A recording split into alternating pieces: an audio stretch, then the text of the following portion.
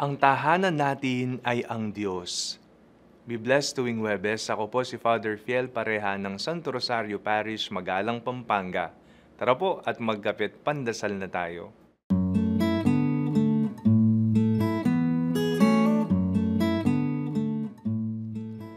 Parami na ng parami ang mga naiulat na pang-aabuso sa loob man o labas ng ating mga tahanan.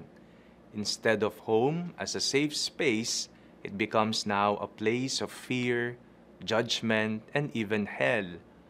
Parang hindi na nagiging komportable ang mga bawat miyembro ng pamilya sa loob mismo ng kanilang tahanan. Anong nangyari sa atin?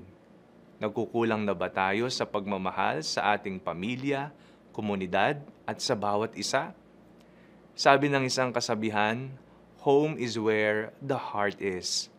Our home will always be the place for which you feel the deepest affection no matter where you are. Ngunit, feel at home ka pa ba? Sa bahay, sa relasyon mo, sa pagkakaibigan mo, o maging sa sarili mo? Do you still feel the deepest affection? Nararamdaman mo pa ba ang pagmamahal? Do you find yourself still belong in your group? Jesus in the Gospel introduces a new concept of home to God's family. Who is my brother, sister, father, or mother? The one who does the will of my Father. Siya na tumutupad sa kalooban ng Ama.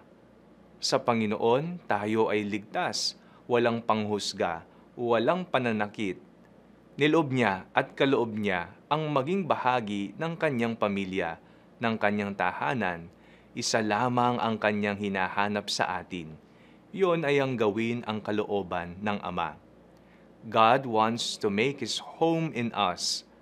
Nais ng Panginoon na manahan sa ating buhay. Bilong tayo sa Panginoon, loob ba nating gawin ang kanyang kalooban? It is only in God that we can feel this deepest affection in this world. God is our home.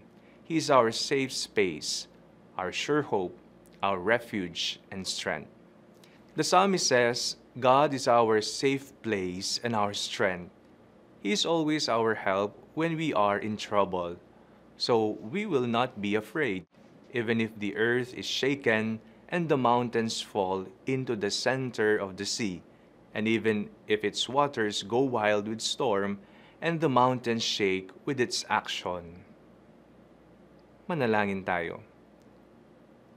Aming Amang nasa langit, kami po ay nagpapasalamat sapagkat tanggap po ninyo kami. Ikaw ang aming tahanan, ikaw ang aming kaligtasan. Amen.